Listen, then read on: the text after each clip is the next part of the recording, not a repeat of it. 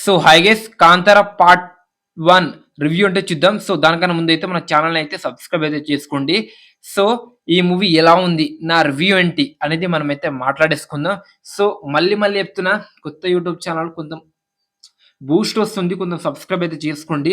So, 'Kantara part 1' నాకెలా అనిపించింది? మీరు చూడనీకి వెళ్ళొచ్చా? ఫ్యామిలీతో వెళ్ళొచ్చా? అనేది కూడా మాట్లాడేసుకుందాం.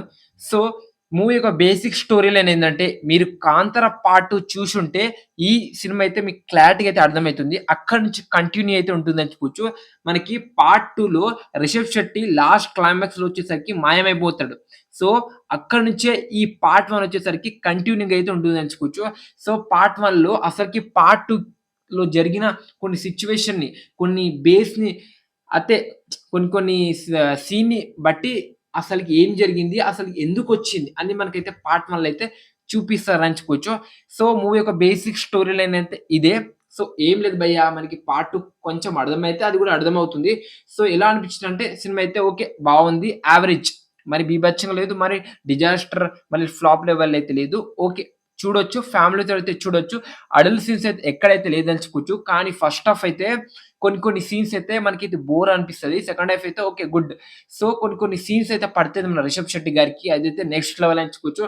డైరెక్టర్ తనే, అలానే హీరో గూడా తనే. సో, తనకైతే కొంచెం మంచి ఎలివేషన్ సీన్స్ అయితే రాసుకున్నాడని చెప్పుకోవచ్చు. సో, బేసిక్‌గా ఇలాంటి సినిమాలొచ్చేసరికి నాకైతే బాగా కనెక్ట్ అవ్వదు. ఎందుకంటే 'కంగువ' సినిమా మీరు చూసుంటే దానికి సిమిలారిటీస్ అయితే అంటే అలాంటి జోనర్‌లో ఈ సినిమా అయితే వస్తుందని చెప్పుకోవచ్చు. ఆ మూవీ బిల్డింగ్ అవ్వచ్చు. Okay. Good. So, first half అయితే ఓకే. సెకండ్ హాఫ్ అయితే డీసెంట్. సో, ఓవరాల్ చూస్తే యావరేజ్ ఫిల్మ్ అని చెప్పుకోవచ్చు. BGM okay. అలానే మనకి సినిమాటోగ్రఫీకి అయితే ఓకే. అలానే మనకి క్లారిటీగా అర్థమైతది బడ్జెట్ ఇంత పెట్టిర్రు. బట్ ఆ వీఎఫ్ఎక్స్‌లో కొన్ని సీన్స్ అయితే బాలేదనిపిస్తది. అలానే మన కొంతమంది యాక్టర్ పెర్ఫార్మన్స్ అయితే ఓకే. గుడ్. కానీ ఇంక కొంతమంది వాళ్ళ యాక్టింగ్‌లో అయితే అంటే కొంచెం ఎక్స్‌ప్రెషన్స్ గావచ్చు మంచిగా అయితే ఇవ్వలేదని అనిపించింది. కానీ రిషబ్ శెట్టి తన యాక్టింగ్ అయితే ఇరగగొట్టేసిండని చెప్పుకోవచ్చు. పార్ట్ 2లోని ఆ లెవెల్‌లో ఇచ్చిండు. ఇక పార్ట్ ప్రీక్వెల్‌లో ఏ లెవెల్‌లో వస్తాడో మన ఇమాజినేషన్ గూడా అందదు. దానికి మించి అయితే ఇచ్చిండని చెప్పుకోవచ్చు. సో, ఈ సినిమాకి అంటే బైకాట్ అయితే చేసిర్రు. అయినా సరే ఈ సినిమా అయితే గుడ్ యావరేజ్ ఉంది.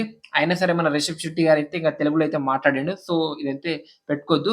సో, సినిమాకైతే చూడనీకి అయితే వెళ్ళొచ్చు. ఫ్యామిలీతో గూడా చూడనీకైతే మంచి ఫిల్మ్ అని చెప్పుకోవచ్చు ఈ వీక్‌లో.